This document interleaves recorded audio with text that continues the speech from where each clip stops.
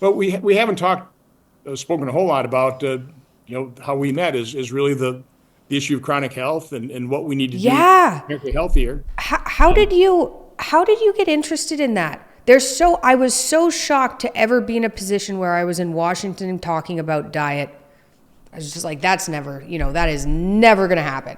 So how did by, you get interested in that? by the way, wasn't it cool when Senator Crapo showed up and he was able to tell his story like you were able to tell yours? I mean, Yeah. that was completely unscripted. So Yes, that definitely. that came about because of podcasts. So somebody sent me, or I saw Tucker podcast with Casey and Callie Means, Yeah.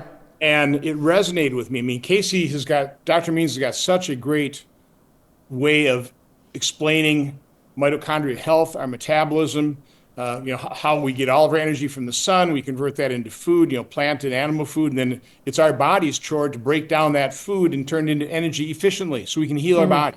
So again, she does a great job of just explaining that in layman's terms. So, I like that. I called up her contact, started talking to her, and I said, "Well, this is the kind of information," because I remember Tucky said, "You're going to change the world," and I don't disagree with that. Okay, so I wanted to highlight that.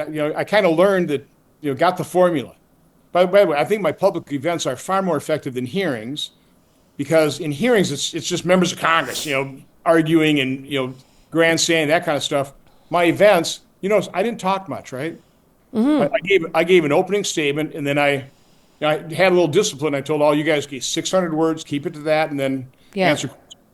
Um, but I let the panelists talk, and I don't know. Have you tracked how many views your presentation or clips of your presentation have had? Oh, I'm a lot. Oh my gosh, one of the clips I put out, and it was kind of an overview. That's in the millions. I Right. think my speech is something like 300,000, and then Dad's is similar.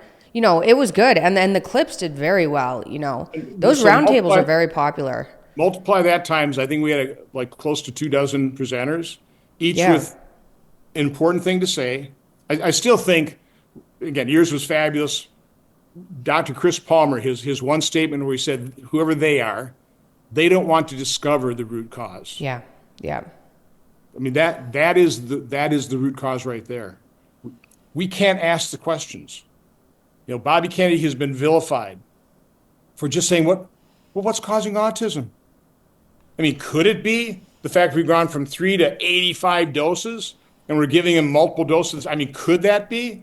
I mean, could it be seed oil? I mean, I don't know. I don't know. What I will say is, I want to be a very honest arbiter of how this transpires. I mean, I know a lot of people in that panel have very strong opinions that it's this or that or whatever. Yeah. If you, I don't expect you really listening to my opening statement. My final paragraph was basically making the statement that I'm amazed. It's a marvel how much mankind has learned at an accelerating pace. We know so much, but what we don't know vastly exceeds what we do. That's for sure. So we have to have that humility. So again, I don't want to blow up the egg culture industry. I don't want to throw the baby out with the bathwater here. I mean, if there are safe pesticides that help us feed the world, feed ourselves, I don't have a problem with that. But we ought to ask because I think we've just been lied to that. Okay, GMO stuff is fine. Well, I don't know. Show me the uncorrupted science Yeah. by by people totally outside the industry as opposed to what's been funded by the corporate interests. I mean, show me the truth. And that's going to take a while for us to really develop that or to analyze it and kind of come to those conclusions. But again, I know there are people going to be lining up to do everything they can to destroy Bobby and his efforts and keep him from being HHS secretary. I mean, I don't know, you probably don't know this, but within 2 weeks, over 200 agricultural interests, groups, wrote a letter to the chairman and ranking member of the House and the Senate Ag Committee. I immediately got a copy.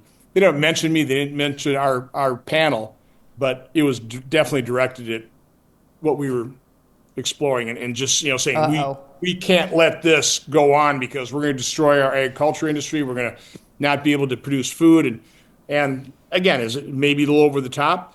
I think they have legitimate concerns that I think we need to address. We need to allay those concerns.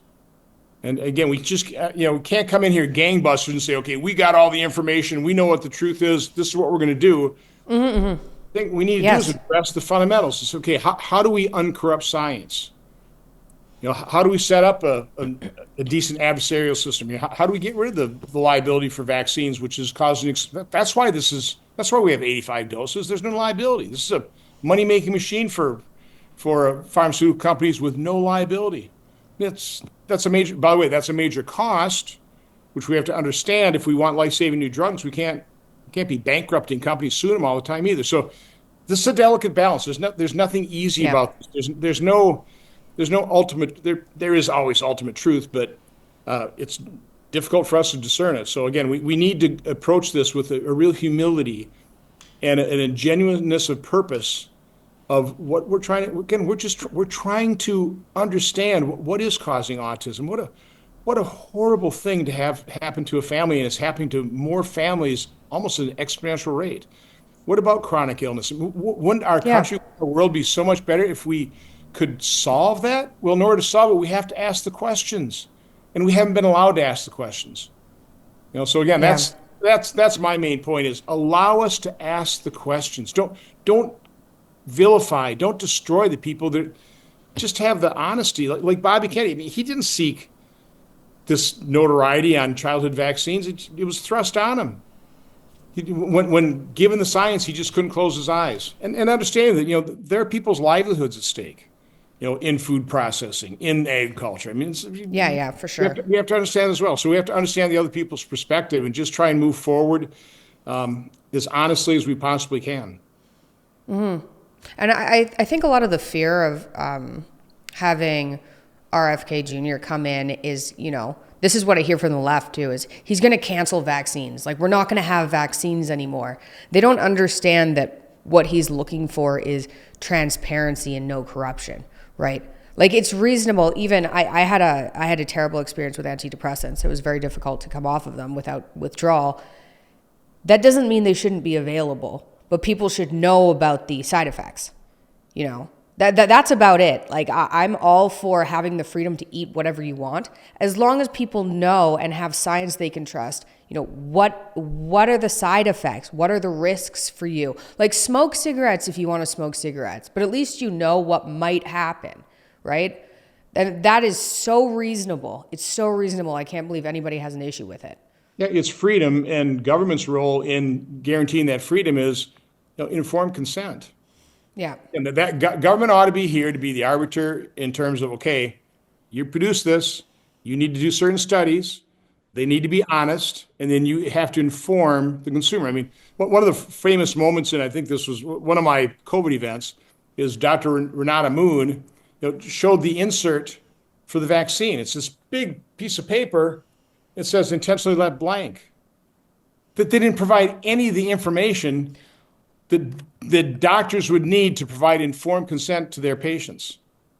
They just rammed it down, and even worse, mandated it to the members of our military, to hospital workers, to so many.